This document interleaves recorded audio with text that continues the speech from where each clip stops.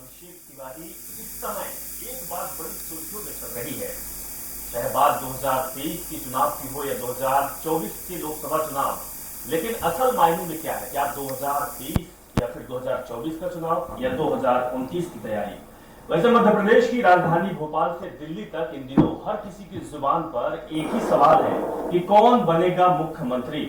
कई दावेदार दिल्ली की परिक्रमा कर रहे हैं, परिक्रमा में व्यस्त हैं, लेकिन मुख्यमंत्री शिवराज सिंह चौहान निश्चित हो गए हैं कि लक्ष्य लोकसभा के लिए, यानी कि वो जुट चुके हैं।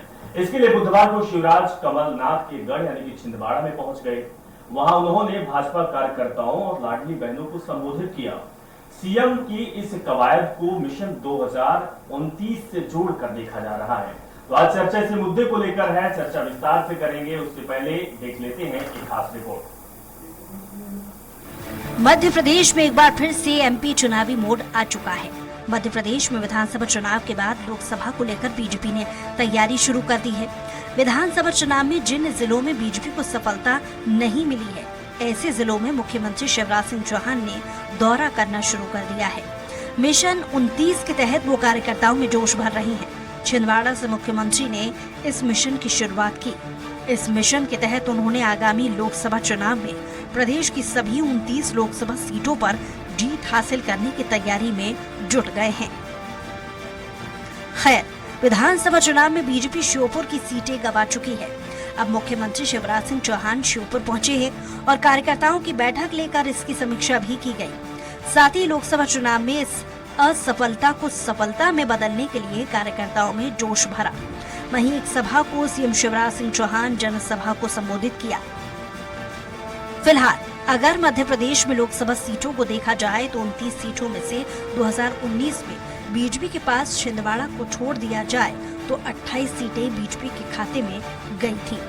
तो वहीं सिर्फ कांग्रेस एक सीट बचाने में कामयाब हो सकी थी। ऐसे में 2023 के विधानसभा चुनाव में कांग्रेस को प्रचंड जीत मिली।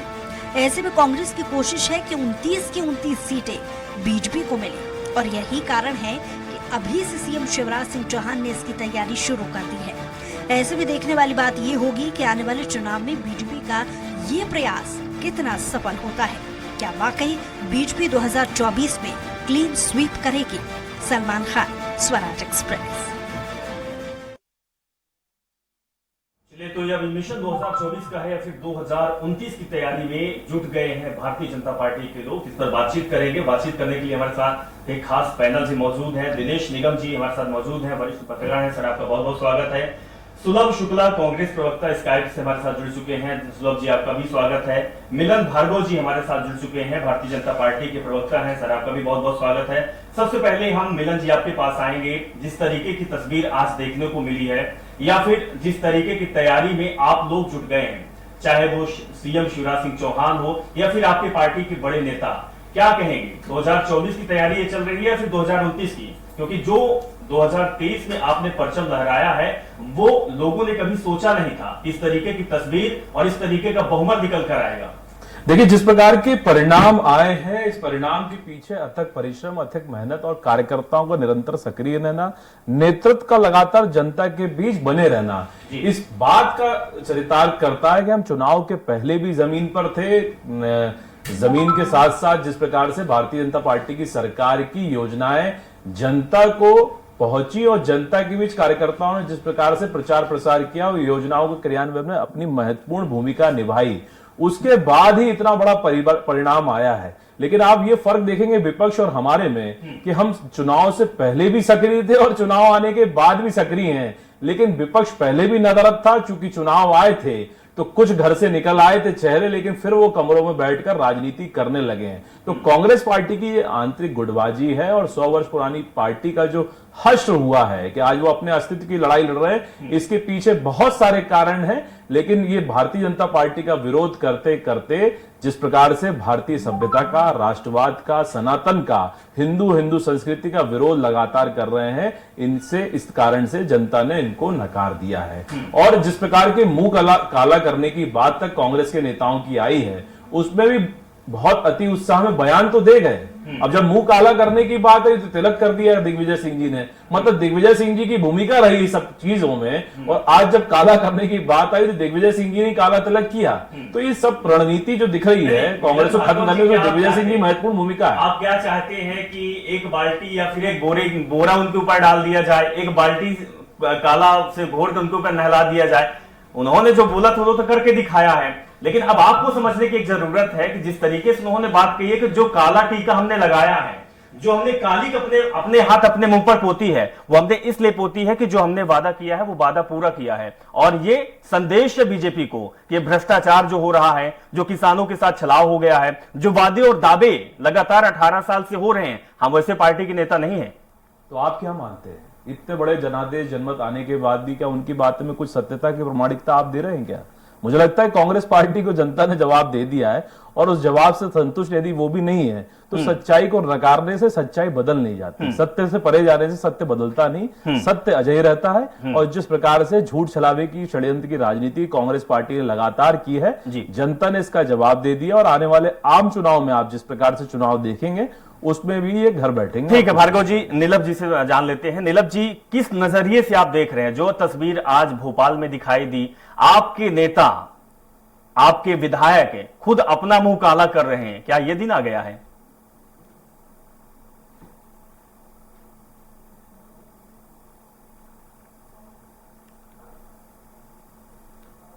नीलम जी आपकी आवाज हमारे तक नहीं पहुंच पा रही, एक बार ऑडियो जो है आप चेक कर लीजिए, उसके बाद आपके पास आएंगे। अभी हम दिनेश जी आपके पास आते हैं। दिनेश जी, जिस तरीके की तस्वीर देखने को मिली है, एक तस्वीर जो हम भोपाल में देखे हैं जहां पर कांग्रेस के कार्यकर्ताओं ने, कांग्रेस के नेता, पूर्व सीएम एक दूसरे को कालिख पोत रहे हैं, एक दूसरे को टीका लगा रहे हैं, बातें कर रहे हैं, लेकिन सवाल एक ही उठा रहे हैं कि ईवीएम में गड़बड़ी थी।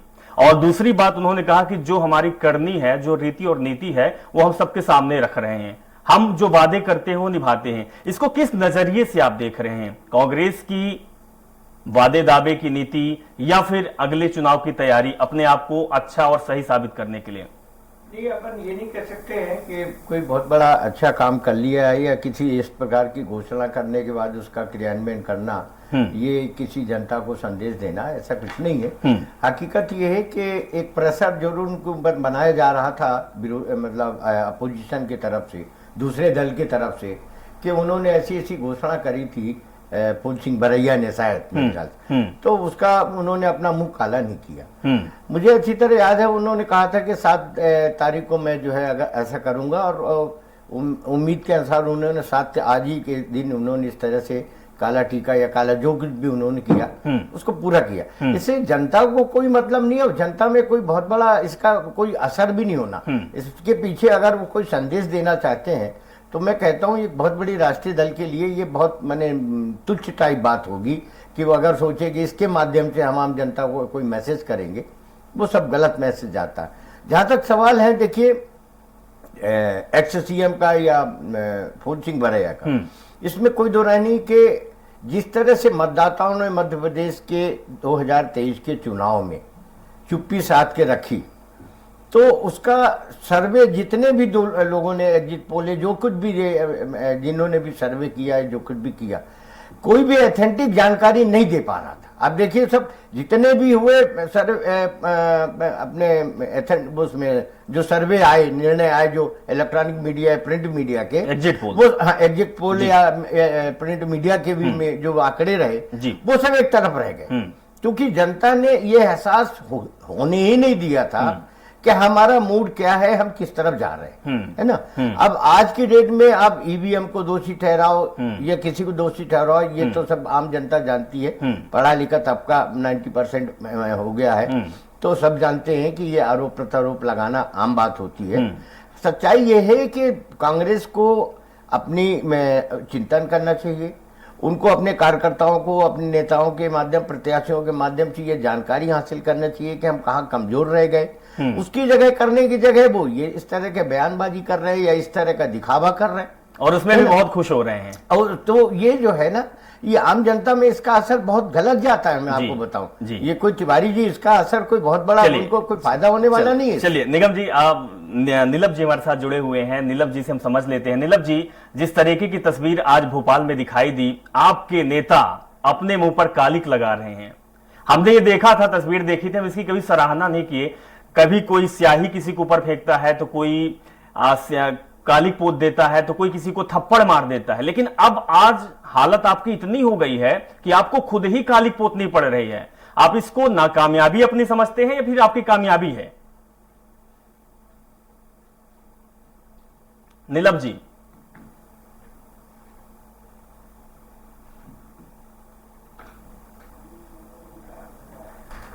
तो नीलम जी से हमारा संपर्क नहीं हो रहा है, हालांकि हमारी टेक्निकल टीम लगी हुई है, संपर्क साधने की कोशिश कर रही है।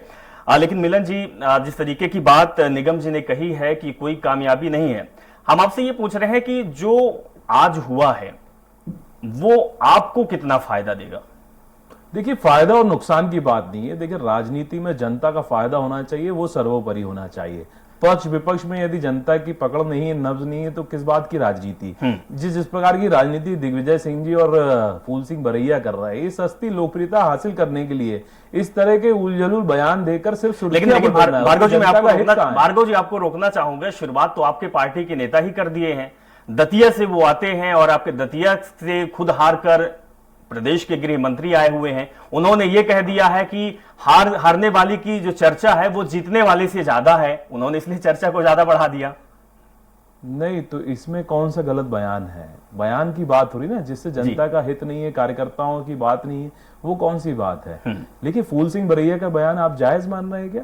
कि जिस प्रकार से दिग्विजय सिंह जी का 48 घंटे बाद, परिणाम आने के 48 घंटे लग गए उनको सोचने के लिए कि हार का ठीकरा कैसे फोड़ें। मतलब कुर्ता फाड़ आप करें, कार्यकर्ताओं को जूतम पेल आप करवाएं, एक दूसरे को मारपीट आप करें, आक्रोश यात्रा आपने निकाली, जनता का आक्रोश जब ईवीएम में कैद हुआ तो आपने ईवीएम पे आरोप लगा दिया। यदि आप में थोड़ी भी नैतिकता और सैद्धांतिक राजनीति थोड़ी बहुत भी बची हो तो आपके उसी ईवीएम से आपके लाल जीते हैं, जयवर्धन जी, उनसे इस्तीफा करवाइए। क्योंकि 66 विधायक जो जीते ईवीएम से, वो तो नहीं कह रहे हैं, कमलनाथ जी नहीं कह रहे हैं, लेकिन ईवीएम का रोना, यदि आपको नैतिकता लगता तो 66 के 66 विधायकों को इस्तीफा दे देना चाहिए और कानून की शरण लेनी चाहिए। लेकिन आखिर सिर्फ हल्की सुर्खियां बटोरना, अपनी हार का ठीकरा फोड़ना, ये कांग्रेस की पुरानी शगल है और पुरानी आदत है, जिसका वो निर्वहन कर रहा है। इसके बाद कुछ नहीं है, जनता का हित कहीं नहीं है। कांग्रेस पार्टी खत्म इसी कारण से हुई क्योंकि जिस प्रकार का अहंकार और जिस प्रकार की हिंदू संस्कृति पर घृणा के भाव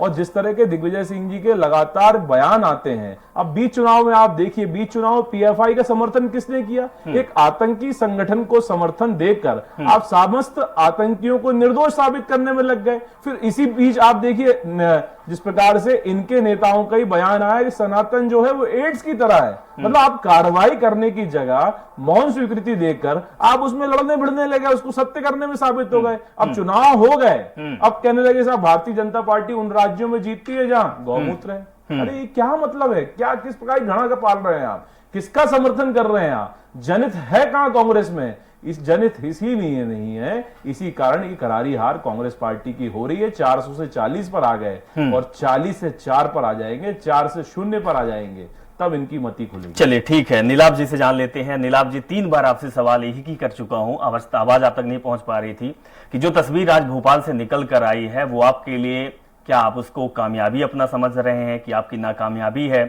कई साल तक आप मध्य प्रदेश में सत्ता में रहे, ये दिन आ चुके हैं कि आपको अपने मुंह पर कालिक पोतनी पड़ रही है, आखिर क्यों? देखिए, रात इंदौरी का शेर है, थोड़ा प्रासंगिक है। हुई आदमी जीत गई, चुनाव हार गया था, मशीन जीत गई, सीधी सी बात है। अब आप कहेंगे ईवीएम पे दोष क्यों मरा जा रहा? देखिए, हमारे जो विधायक को हमारी मंत्रणा हुई, चर्चा हुई, उसमें सीधे आश्चर्यजनक रूप से सामने उन्होंने बताया है कि मशीन 99% चार्ज पाई गई। जो मशीन 10 घंटे चल रही, क्या 99% चार्ज पाई जा सकती है? उसमें अधिकांश का वोट भाजपा को मिले, सवाल खड़ा नहीं होगा। सबसे बड़ी बात है, उसके बाद लगातार अंतिम जो राउंड चुनाव, 5 राउंड बचे थे, दबाव बनाकर उसमें अपने पक्ष में मतदान कराया गया। जब पोस्टल पेपर आता, जब पोस्टल पेपर आते हैं, वोट उसमें प्रचंड बहुमत मिलता है कांग्रेस पार्टी पोस्टल में, लेकिन ईवीएम खुलते ही एकदम पक्ष में इनके माहौल बनना शुरू हो जाता है।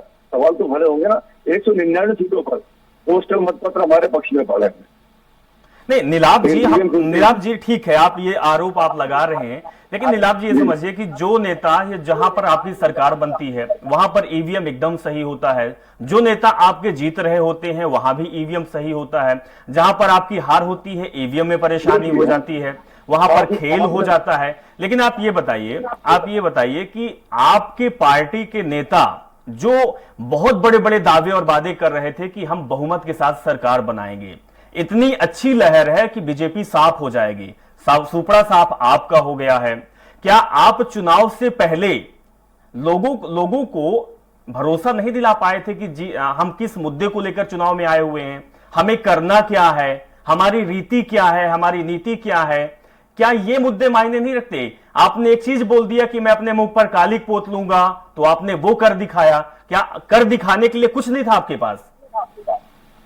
देखिए, आपने बहुत अच्छा प्रश्न किया कि हम जहां जीतते हैं वहां तो नहीं बोलते, लेकिन जब कोई षड्यंत्र किया जाता है ना, पूरी बिसात बिछाई जाती है, कुछ सीटों में छोड़ दिया जाता है, कुछ सीटों में ईवीएम का काम किया, ताकि हम सवाल ना उठा सके। जानबूझ के प्लानिंग करके एक बिसात भेजी जाती है, छत्तीसगढ़ की बिसात, उस हिसाब से प्लानिंग करके काम किया जाता है, ताकि 3 स्टेट इनको दे दो, 3 स्टेट हम ले लें, 1 स्टेट इनको दे दो, कुछ सीटें इनको दे दो, इनसे निकलने के बोलो। छिंदवाड़ा में सब सीटें दे दी, तो नीलाभ जी आपने बात छेड़ी दी है। तो 2018 के चुनाव में जब तीनों राज्यों में आपकी सरकार बनी थी, मध्य प्रदेश में भी बनी थी, राजस्थान में भी बनी थी और छत्तीसगढ़ में भी, उस समय तो आपने नहीं कहा था कि ईवीएम खराब है।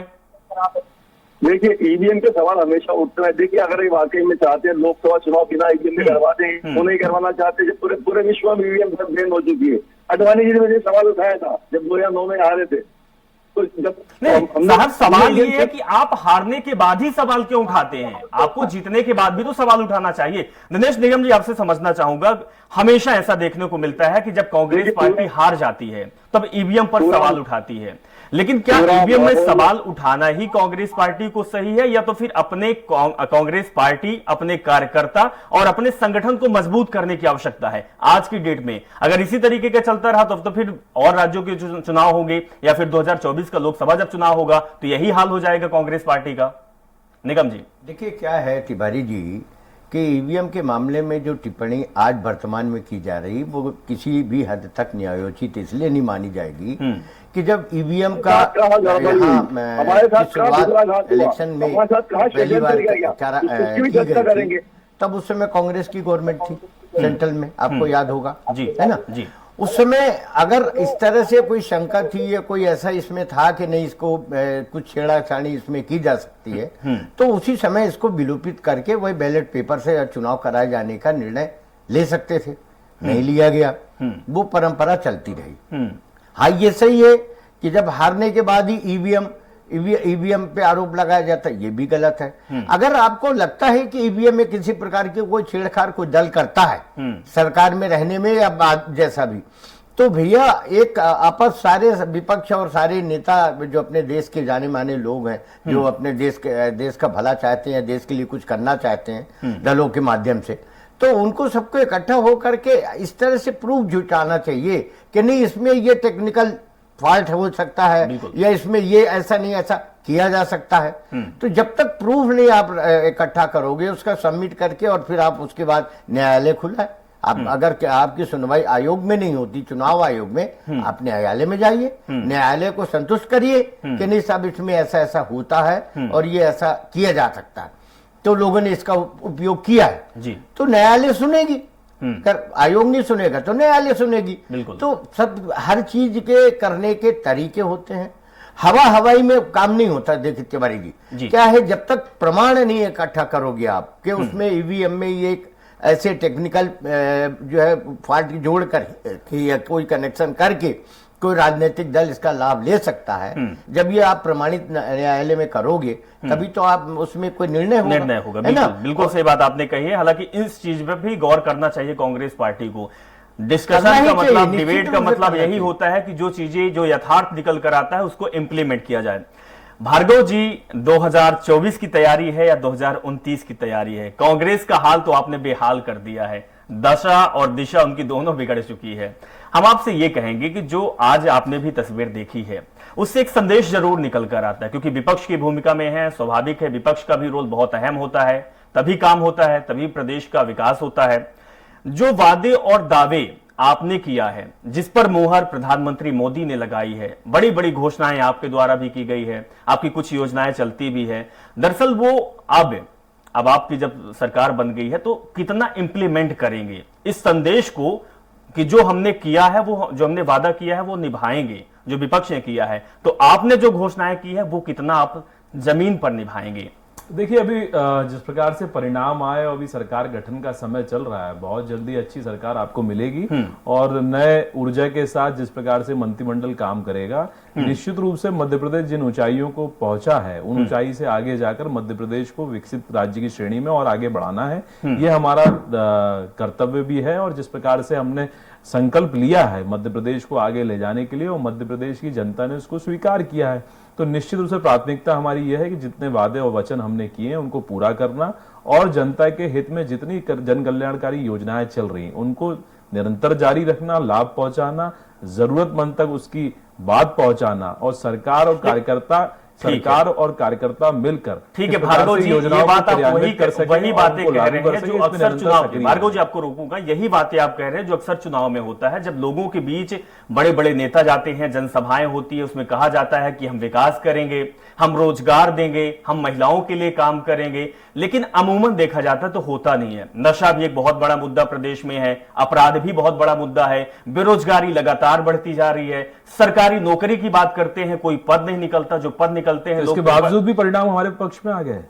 तो वही मतलब ये लोकतंत्र की व्यवस्था पर सवाल उठा रहे हैं। यही सवाल यही है कि ये जो करिश्मा है, ये जो करिश्मा है, माहौल दूसरा होता है। आप भी जनमत को नकारने का काम कर रहे हैं तिवारी जी। मतलब ये जनमत हमारा जो धर्म है, हमारा जो कर्तव्य है, जनमत के प्रति है ना। जनमत ने हमको स्वीकारा है तो मतलब हमारी योजना, हमारी बात, हमारी सच्चाई सामने आई ना साहब, इसको तो स्वीकार करिए कम से कम। वो आप कह रहे हैं जनमत तो जादू ही मिल गया और नीचे अपराध हो रहे हैं, मध्य प्रदेश में कुछ हो नहीं रहा, ये तो मुझे लगता है न्याय उचित नहीं है। उचित बात करिए, न्याय प्रिय बात करिए। हम ये नहीं कह रहे हमारी बड़ाई करिए, लेकिन न्याय उचित करिए। प्रदेश में अपराध नहीं हो रहा, खाली गिलास मध्य प्रदेश में नशाखोरी नहीं है। आप 20 साल से सत्ता निभा दीजिए साहब। अरे कहाँ है बताइए ना। नहीं हो रहा है, बताना ही पड़ेगा आपको। ऐसे बोलने बस से नहीं चले, दिखाइए उसको। युवाओं को रोजगार मिल रहा है, दिखा दीजिए, मैं बता दूंगा आपको, दिखाइए ना। निगम आप दिखाइए, आप करिए ना। निगम जी, आप कुछ कहना भी चाहते हैं, लेकिन सवाल यही है कि जो भार्गव कह रहे हैं, भार्गव जी, क्या मध्य प्रदेश के युवा बहुत खुश हैं? क्या उनको रोजगार मिल रहा है, या फिर लाडली बहना जैसा एक चुनाव में एक मास्टर स्ट्रोक खेल देना, उसके बाद चुनाव को पक्ष में कर लेना? क्योंकि बीजेपी तो यही बोल रही है कि लाडली बहना मास्टर स्ट्रोक साबित हुआ है। क्या यही बस बचा हुआ है कि प्रदेश में काम भी करना है? देखिए क्या है, सबसे बड़ी बात तो यह है कि भार्गव जी, मैं आपका भी ध्यान इस ओर चाहूंगा। आप ये बताइए कि राजनीतिक दलों को जब चुनाव आयोग ने किसी तरह के कोई नियम पहले से जारी कर दिए कि आप जो भी घोषणाएं करेंगे जनता को प्रभावित करने के लिए, जो कुछ भी आप बताएंगे कि हम जनता के लिए ये करने जा रहे हैं, क्या आपके किसी लीडर ने या आपके नेतृत्व ने ये बताया कि जो हम घोषणा करने जा रहे हैं उसके लिए इतना बजट हम यहां से लाएंगे? क्योंकि चुनाव आयोग ने स्पष्ट रूप से कहा, कॉलम रखा था कि अगर आप कोई भी घोषणा करेंगे उसका बजट बताएंगे कि आप इसकी पूर्ति कैसे करेंगे, पैसा कहां से लाएंगे, जनता में टैक्स लगाएंगे या आप अपना बजट बढ़ाएंगे, या आप उन्होंने जो कई तरह के बिंदु रखे थे और उन बिंदुओं में को स्पष्ट करना था राजनीतिक दलों के लोगों को, दोनों दल के लोग, सभी दल के लोग कर, हमें कांग्रेस या बीजेपी की बात नहीं करो ना, तो कांग्रेस ने स्पष्ट किया ना भारतीय जनता पार्टी ने आम जनता को बहकाने में के पहले ये बताया कि इतना पैसा हम कहां से लाएंगे या कर्ज बढ़ाएंगे। मतलब ये भी उसमें एक बिंदु है तिवारी जी कि क्या आप कर्ज लेके करेंगे इसकी पूर्ति, आप टैक्स लेके बढ़ा के करेंगे, या आप जो है कोई और सोर्सों से करेंगे, वो सोर्स भी स्पष्ट कीजिए। तो आप देखिए कि किसी राजनीतिक दल ने इस पर कोई ध्यान नहीं दिया।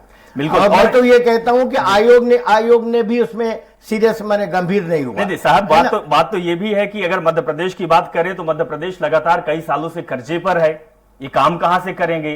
प्रति व्यक्ति लगभग 50,000 रुपए का कर्जा मध्य प्रदेश के लोगों को है। क्या ये सही है या गलत है आंकड़े? भार्गव जी देखिए, मैं 2 मिनट लूंगा आपका जी। तिवारी जी। देखिए, जिस प्रकार की बात हो रही है, देखिए सरकार चलती है कर से, जनता से लिया हुआ जनता को लौटाना, जिस कर के माध्यम से जो शोषित वंचित वर्ग है उस तक लाभ पहुंचाना, ये एक सरकार का सिस्टम है। और यदि कर अधिक ना बढ़े तो इसके लिए वित्तीय व्यवस्था के लिए लोन लिया जाता है, और कर्ज कह के सिर्फ ये कह देना कि कर्ज लिया जा रहा है और कुछ नहीं हो रहा, तो भैया जो कर्ज लिया जा रहा है उसके माध्यम से तो आवाज मिल रहा है। सुन लीजिए 2 मिनट, कर्ज की बात आई, 1 मिनट बचा, हमें भी मालूम है कि कर्ज लिया जाता है जी। आप मेरी जल्दी बात मुझे करिएगा, प्रश्न समय किया, कम, भार्गव जी, आपने समय प्रश्न कम किया है। जी। जो आवाजहीन है उनको हाँ। आवाज देना हमारा कर्तव्य ठीक है। है। जहां सड़क नहीं है वहां सड़क बनाना ठीक है, है। पर्याप्त रूप से बिजली उपलब्ध कराना है, किसानों को पर्याप्त रूप से सिंचित जमीन देना है, सिंचाई पहुंचानी है, पर्याप्त मात्रा में बिजली पहुंचानी है, उनके कर्ज को माफ करते हुए उनको लाभ पहुंचाना है, उनका समर्थन मूल्य भी देना है। तो ये सब वित्तीय व्यवस्था है साहब, इसमें समझना पड़ेगा। सिर्फ एक बात कह के कर्जा हो रहा है, तो भैया कर्जा मध्य प्रदेश के विकास के लिए हो रहा है। ठीक और है, हम भार्गव खाली जी, नहीं है, भरी भली झोली से लौटा रहे भार्गव हैं। जी, जहां इसीलिए तक मैं सरकार आई समझता है। हूं, मैं खुद या हम लोग कर्जा लेते हैं कुछ काम के लिए, अपने पड़ोसी से लेते हैं, अपने दोस्त से लेते हैं, रिश्तेदार से लेते हैं, लेकिन कर्जा हम चुकाते भी हैं। चुकाने का आंकड़ा चुका क्यों नहीं नहीं रहे आता क्या? है? यहाँ चुका नहीं रहे क्या? चुकाने का आंकड़ा आता है? बिल्कुल आता, आप समझिए नहीं, उसको, नहीं, आंकड़े को, और वित्तीय नहीं, विभाग से देखिए क्या संपर्क है, करिए। इसमें- रिपोर्ट मिलेगी आपको, लगातार चुकाया भी जाता है। यदि नहीं चुकाया होता तो नया वित्त कर्ज मिलता भी नहीं। ये एक वित्तीय व्यवस्था है, उसको ठीक है। समझना निगम जी, एक आखिरी पॉइंट आपसे।